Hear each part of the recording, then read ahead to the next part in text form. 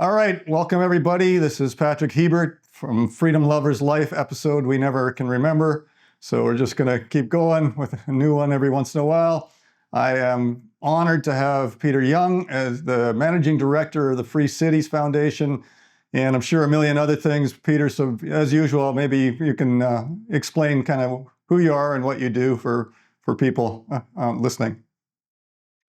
Yeah, thank you for having me, Patrick. I'm really glad that we've got an opportunity to talk, sit down and discuss some stuff related to freedom communities.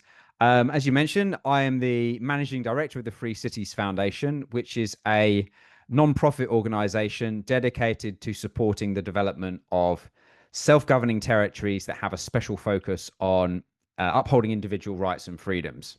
So what we mainly do is we host a directory, an online directory of projects that people can go and check out if they want to learn more about what communities are being developed across the world. And we're very pleased that we feature your Veritas Village community in Panama as part of that. We also run a conference in Prague, which you're a regular attendee at, and I'm delighted you're going to be joining us there again this autumn.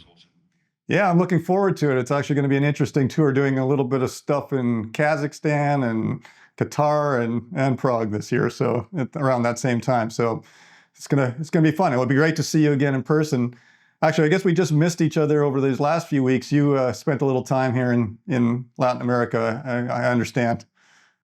I did, yeah. I was in Venezuela, and then I had to get to Honduras after that. And logistically, it's not as easy as you might think to get between those two countries. So I couldn't fit in a trip to Panama, but I'm very keen to make that my next stop in Latin America when I do next get over to the region. Yeah, we definitely need to get you here at some of the Veritas villages, whether it's in Panama or Nicaragua. And as you know, we just acquired a large property in Costa Rica as well. So we're expanding pretty quickly. A year from now, we expect to have, we have 3 up and running now, and we expect to have our 4th one. The permitting is always fun, to get communities going. It's a lot of work, and a lot of money, but eventually we get them going, and it's great for people to have options. And we have the Veritas Village Club, where if you're a resident in one, you get perks in the others, and easy to travel among. But curious to hear about your experience, and I think you were in Ciudad de Morazan and probably in Prospera over the last month or whatever it was. What did you think of Latin American freedom-oriented communities like those? Well, I've actually visited both of these sites before. The last time I was in Ciudad de Morazan was about 3.5 years ago, and the last time I was in Prospera was about 2.5 years ago. At the time, these were both very early stage. So with Prospera, you basically had a few buildings, like office buildings, security. There was a beach, but a lot of kind of excited people, lots of concepts being discussed, but it wasn't something that I felt I could bring people to and say, okay, this is now a place that you can come and visit and you can come and like live and put down roots. Now things are very different. It's still relatively modest in scale. Like, it's not a city, but it's definitely a community. So what I found in Prospera was that they've got this beautiful, recently completed 14-story tower block, which includes about 60 apartment blocks of different kinds. You've got studios, 1-bedroom, 2-bedroom. You've got co-working space, restaurants, gym, sauna. You've got infinity pool. And there were just lots of cool things going on. Like, that was like one of the central bits. There's also now a big resort called Las Verandas that's been tagged on to Prospera. So the whole thing felt like a sort of a community. And I did actually meet people that were setting down roots there. They're certainly early pioneers, but there was, for example, a 3-generation family that had just bought 4 apartments, and they were like planning a move from the US to Honduras, and they were choosing Prospera as their base. So Prospera's come on a long way, and then Morazan as well. They've essentially like doubled their capacity of housing since I was last there. So when I was last there, they had a couple of dozen houses, and I don't know the exact number. I think it was maybe like 80 people or so. Now there's around 200. they're essentially the same houses, but because of that higher population, they've now got a bit more variety. So when I went last time, there was basically one shop slash restaurant, and now they've got three shops. They've got a gym, they've got a barber, they've got this really cool like outdoor barbecue area. They've got stuff for kids. So in summary, yeah, those two, it was really cool to see that these two places that I'd come to before that were at the concept stage are now very much communities, which are finding their feet and starting to develop their first businesses. That's awesome. Yeah, and then as you and I have talked about before, we don't really. I mean, you're part of the foundation, and we as well. Even though Autris, our company, develops these communities, and it's not a nonprofit organization. We're very much in the same Venn diagram as everybody else in the freedom-oriented community, and I'm always happy for Massimo and everybody, and Ciudad de Morazan, and I'm actually a resident of Prospera as well, and so we have a lot of overlap, and I'm always cheering for them. Obviously, we believe, for people that might not want to live in Honduras or whatever, they might choose Panama or Nicaragua or Costa Rica over Honduras. We really are trying to do the same sort of thing, create the most freedom-oriented, self-sustainable type of community as possible. We have a little bit different, maybe a little bit different philosophy in terms of our first philosophy, which has sustainability in it. So we have, our own orchards and gardens and tilapia ponds and those sorts of things and livestock, so that you can, when crap hits the fan, like it undoubtedly will do again, like COVID, that we can close the gate and you can live a normal life without lockdowns and masks and all that kind of stuff. So that's really, we're creating the landing pads for people, and a lot of people are going to be living there full time, but also it's a plan B for people that want to have that. So, we're excited to be doing that. And, I'm always, talking to the guys at Prospera and watching what they're doing as well. And so it's one big family. So I don't want people to think that we're at war with each other or something. I was talking with Tim Allen the other day, and, we're trying to decide how many libertarian style, whatever, freedom-oriented people like us are in the world. Like, what percentage is that? Is it 1% or 3% or whatever it is? There's plenty of people in the world we're going to need a lot more communities than we can possibly create to house the people that want to get away from places. But where are you located? Where are you right now today? So I'm in the UK, which is quite good for my job, I guess, because I promote I work with special economic zones and raising awareness of them. So I'm right next to the world's most connected airport, Heathrow Airport. So I can quickly kind of get over to zones to visit and take part in events. My personal story with sort of living overseas, I have lived overseas for most of my adult life. Most of that time was actually in China, and that's where I got my taste of like initial special economic zones. Admittedly not in the most sort of freedom-oriented political environment, Yeah. but certainly the story of how China was able to totally reform its economic system by trying out something innovative in zones was something that I found really appealing. And I thought, well, can't we take the best of that idea and start applying it in places where there is potential to have even more freedom? So yeah, I spent some time living in China, and that was part of this journey. And then I had also a bit of time kind of living as a digital nomad, about a year, where I spent my time between Honduras, El Salvador, Mexico, and the US. So at the moment, I've got a 6-month-old baby, so we're choosing to be a bit nearer to my parents, so they can have some time with their grandchildren. But yeah, luckily I can still travel to the zones quite frequently.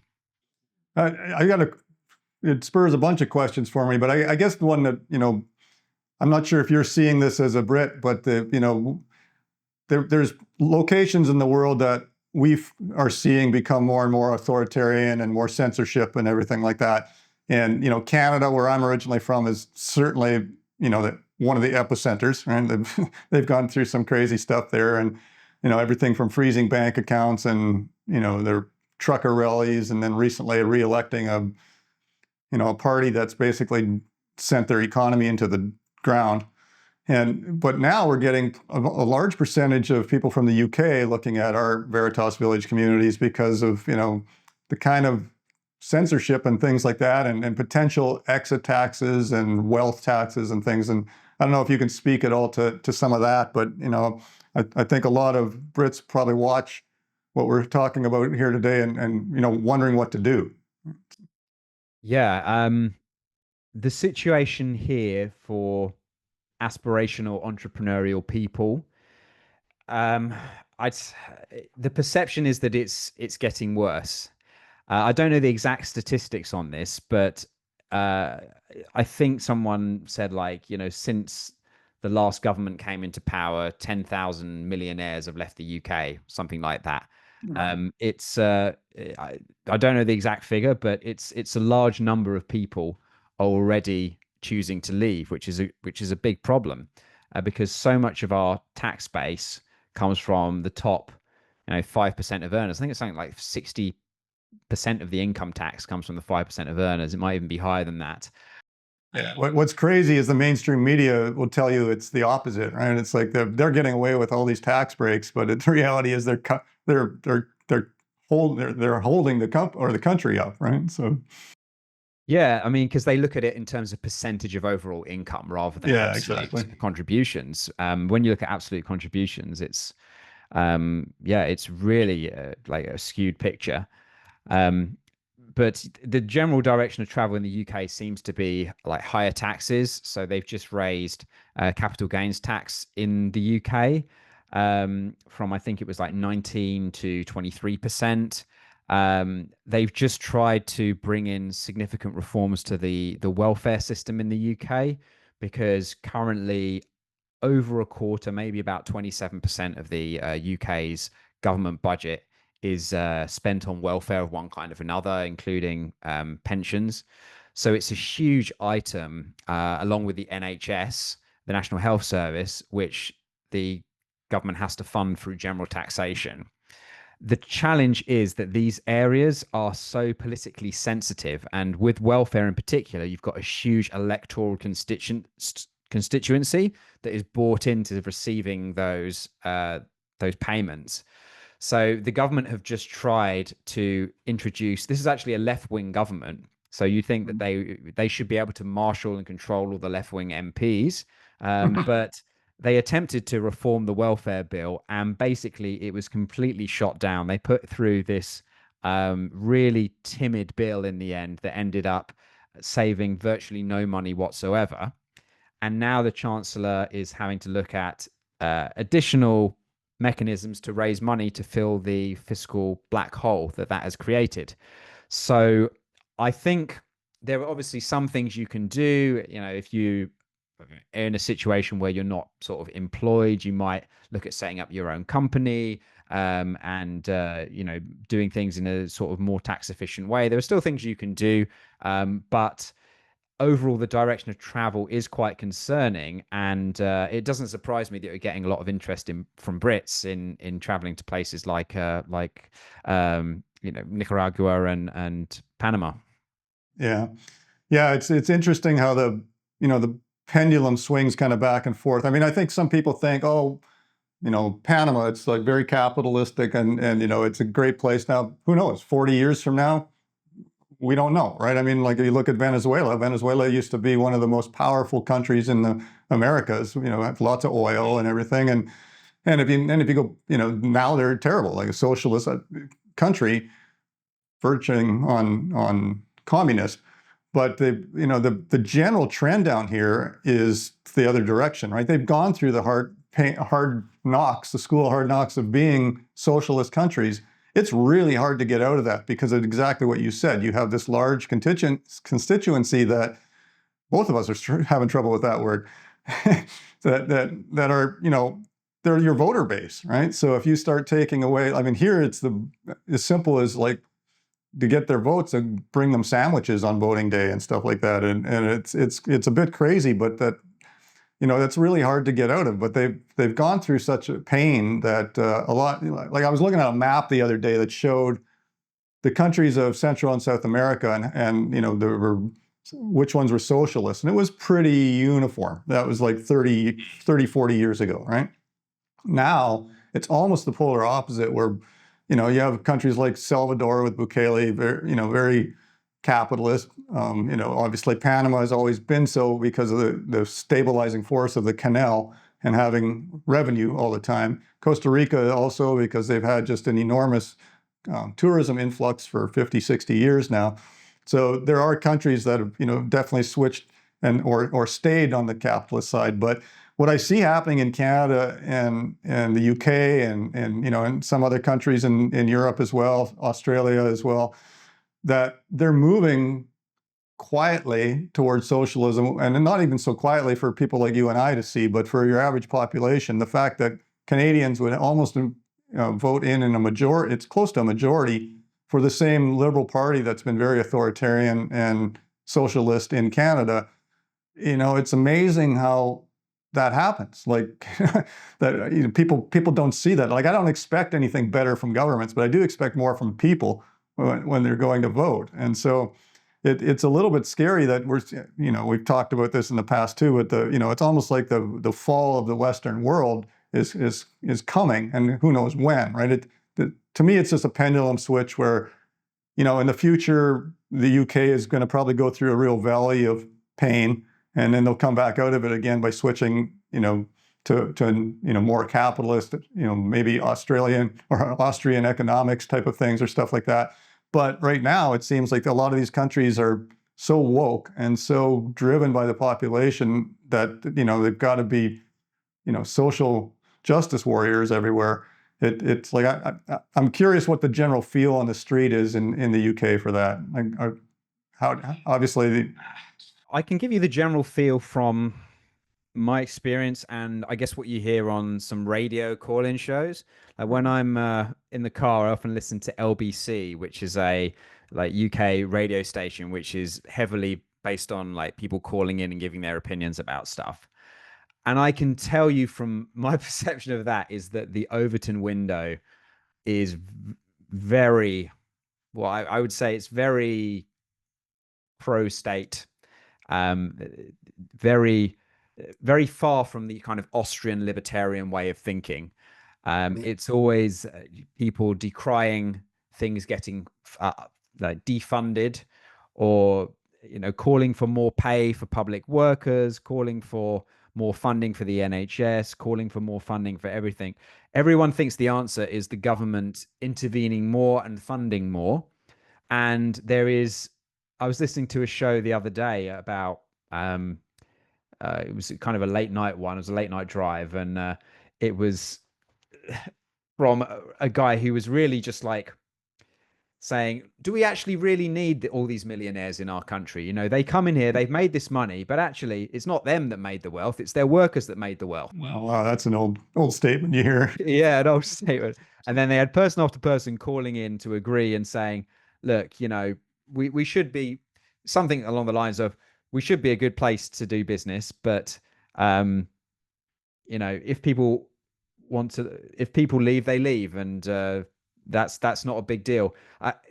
The sort of prevailing attitude is not particularly aligned, which is perhaps why voting with your feet is becoming more and more of an attractive option. Yeah, well, I think that's the theme of the conference in Prague later this year, isn't it? It is the theme of the conference in Prague. So sorry, go ahead. So yeah, we're our event, which takes place from October 31st to November 2nd. It's gonna bring together people like yourself from across the world who are pioneering new projects with a kind of freedom focus, and it's going to allow everyone to showcase what the opportunities are. And you mentioning at the beginning that this is a big sort of market, I guess, whether it's 1%, 2%, 3% of people that really have that sort of laser focus on freedom globally. That's still a very large, percentage of the global population. And what we're already seeing is that these projects have very different focuses. So we mentioned Prospera and Ciudad Morazan at the beginning. I'd say Prospera is a very kind of internationally focused place that's seeking to get, you know, innovative companies in from overseas, seeking to have lots of kind of input from the expat community. And then you've got Ciudad Morazan, which is more like local blue collar. And then you've got people like yourself, who's much more focused on the sort of self sustainability and self-sufficiency angle. So at our event, we're going to kind of have a showcase of all of these different angles, all of these different geographies. And the theme for this year is vote with your feet. So it's if you're someone that can physically move, then that's one way you can vote with your feet. Or if you're someone like me that for the moment is kind of wedded to a particular country for family reasons, but wants to travel and wants to do business in other jurisdictions, then there are also options for that as well. So we're going to try and cover all of those bases at the conference. That's awesome. Yeah, and I recommend anybody that is able to go to the conference. It was great. I mean, I've been there and speaking at it last year, and it's just a great group of people. It's almost like being in one of our Veritas villages where you can say what you want to say and you're not going to get canceled because you're among like-minded people. So it's really nice. And how do you deal with? I mean, the vote with your feet concept. I mean, I'm all for it. I used to live in Canada. I don't anymore, for all the reasons we've been talking about. But a lot of people see that as anti-patriotic, right? And I would consider in my head, I'm still a patriotic Canadian. I think it's a beautiful, natural country. It's being led by buffoons these days, and you know they're driving the country economically into the ground and becoming very socialist. But as a country itself, I'm a big fan of Canada. Maybe not so much the weather, but everything else, other than politics and weather, I guess. But you know, how do you? I was talking to somebody from the UK actually just the other day, and they said that they were looking at running their business into the ground because that's the better way to deal with it than try to sell it and be taxed on it, or farmers that are now getting taxed on transitioning their farms to their children. Yeah. So, you know, so much for generational wealth, right? You built all this farm, and as you know, farmers don't typically have a lot of cash. They've got all their value in their farm. And so it becomes, you can't even give it to your children because the taxes are more than they have, right? So it becomes a catch-22. But you know, these people you're talking about on the radio show, how do they justify losing, you know, businesses to be purposely run into the ground, or the people that start them? Like, it's just like, what do they see the future of? You know, what's carrying the country? I think a lot of it is not really appreciating the value in someone that puts their capital at risk and takes an entrepreneurial path. It's kind of like, well, you know, Amazon is basically a load of workers that are working together, and if we didn't have the people at the top skimming off all the value and we just had the workers continuing, then things would sort of function. I mean, that's a sort of caricatured version of it, but it seems to be something like that. You know, to the patriotic point, yeah, I mean, there's different ways that you can argue it, and everyone has their own individual sort of views on that. You know, I personally, you know, like my community and value lots of things about the country that I grew up in. But I don't necessarily think that morally the best thing to do is to support the existing system, like by just remaining there and paying into that system, when that system is ultimately, I think, holding a lot of people back from their potential. I think this would be a far better country if we had a much leaner government that just focused on protecting people's life, liberty, and property, and didn't seek to provide all of these services and all of these different transfers. You know, it's just become so bureaucratic and so time consuming just to wade through, like, oh, I'm entitled to this benefit or that benefit, and now I'm over this threshold or under this, so I need to you know, structure my income in this way or that way to get around it. I think ultimately yeah, you just need to sort of think about whether you're doing the right moral thing by voting with your feet and moving to a different location where you can preserve your wealth, where you can use that in a way that meets your own moral goals, rather than sort of frittering it away by passing it on to a government that you know is not going to spend that money in an effective way and is going to use it to perpetuate some things that, although well-intentioned, can actually prove net harmful to society. So I think it's always been a case for me of like balancing out those different competing moral concerns. Yeah, no, you know, it's funny because I take it for granted now, but I think a lot of people that listen to this podcast and others, and things that you guys are doing too, probably look at it like, oh, it's just another location where I'm going to have similar issues or something like that. But it's not. Like here in Panama, if you structure your life properly, your businesses properly, you can pay a whopping 0% income tax. I still kind of get a chuckle now. It's sad, but talk to Canadians around March or April when it's tax filing time, and I forget that you have to do that. Like here, I don't do that, and I don't worry about, oh man, what is my tax bill going to be like this year, and all those things, or having to pay quarterly because you made a certain amount of money or whatever. And the taxes in Canada, if you add them all up, are just ridiculous. You're definitely north of 60%. So you're like I was talking the other day too, is like I was working till August or September for the government, and then I started working for myself because I was paying more than half of my funds in taxes. When I started looking at it that way, I just had to get out. And so for people that are listening, like it's a real thing. Like you can come down here, especially if you're able to, with your jobs, your income from other parts of the world. If it's here in Panama, for instance, these are all jurisdictional tax territories. So if you make money here, and let's say you're an architect and you're still designing homes in Alabama or something, your clients are there, but you're living here, you don't have to pay any tax here. So it's because your revenue is coming from outside. The countries here are smart enough to know if you can attract those kind of professionals and entrepreneurial type people, and just people that are wanting to go out to some of the great restaurants and things here in the countries down here, that money flows through the economy and it helps. You don't have to tax them to death to the point where they want to leave. And it's just it's amazing that they had to go through some tough times in this part of the world to realize that is the case, and that's the best. We're living in a city behind me here that like the Dubai or Manhattan of Central America, right? It's got everything you want.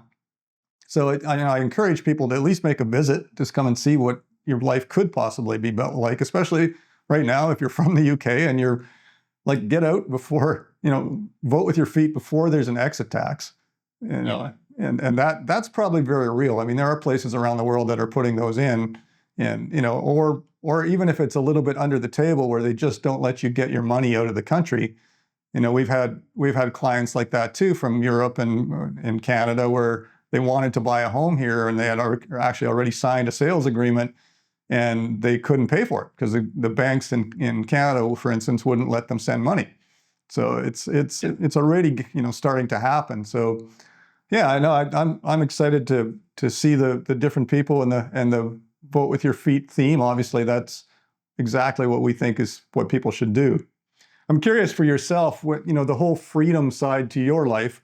Was that in your head before you went to China, or did that come from seeing economic zones in China, or where was it?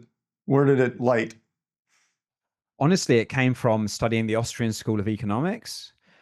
I used to work for the UK government in China, so I used to be a UK embassy employee doing stuff related to trade and investment. I was doing stuff related to energy at one point, and then there was like science and innovation funding.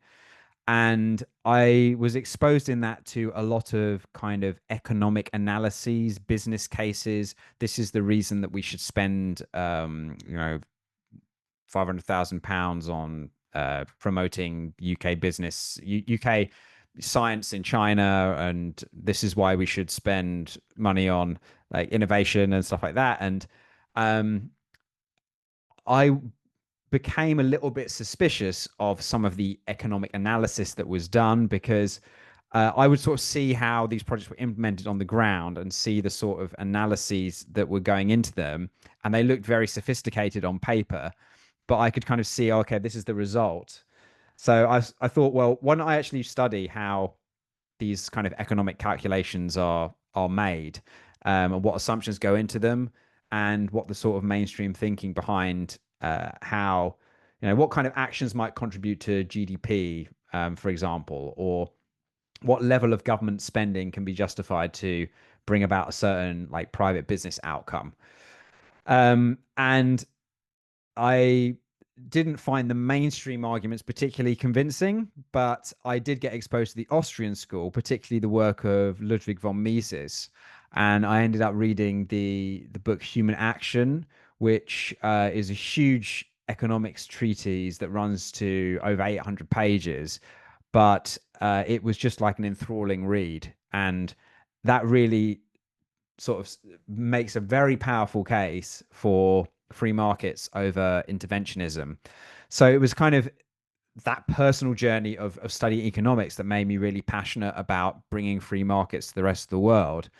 And that kind of combined with my interest in China, seeing, oh, China's actually already using these special zones. Could special zones potentially be a tool for bringing a more free market system to the world?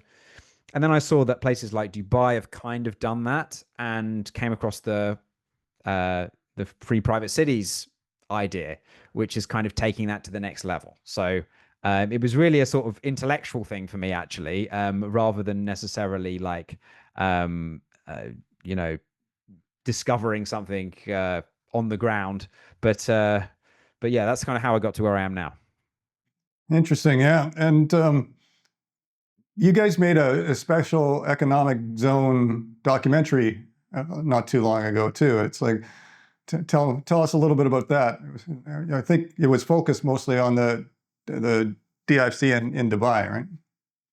Yeah, we made a documentary called Zones of Progress last year, which focused on three locations essentially. So you had Ireland. We started off in 1958 with the establishment of um, Shannon Free Zone, which was the kind of first modern free zone, the first place to have a special zone that exempted businesses from import-export duties. And it takes that as like the start of the modern special economic zones movement. And then we charted through what happened in China. So that's kind of the second place. And then the UAE. So China in the 80s, you had special zones set up across the coast. Shenzhen, Xiamen, and Zhuhai were the first. And these were really responsible for taking China from the heavily central planned system that it had under Chairman Mao through to the much more market mixed economy that they have today. And then we looked at the UAE and how they'd gone even further by giving kind of legal autonomy to certain zones, particularly the Dubai International Financial Center, which has a different legal system for business law than the rest of the UAE. The rest of the UAE has civil law, Sharia law, and then within the zone there is a version of English common law. And then that was remarkably successful in bringing people in. So we kind of talked through this history of special economic zones, focusing on those case studies. And then we also kind of add a bonus, which is showing some footage of Prospera and what they're doing to take special economic zones to the next level. So yeah, it's a 20-minute documentary. It's quite short. And yeah, if people want to check that out, they can go to the Free Cities Foundation's YouTube channel and type in Zones of Progress, and you'll be sure to find it. Yeah, that's great. We'll try to put a link to it as in the description under this video as well, so people can. I found it quite fascinating as well. Like you said, it's short, easy watch. But it's very interesting. Well, I don't want to take up too much of your time. We try to keep these things pretty short. I really appreciate you coming on. I don't know if there's anything else that you wanted to mention while we're still on, but.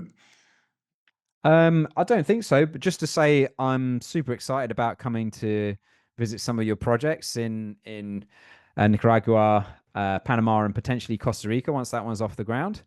And yeah, if people want to learn more about all of this, as we've already mentioned, the best place to do it is the Free Cities Conference in Prague.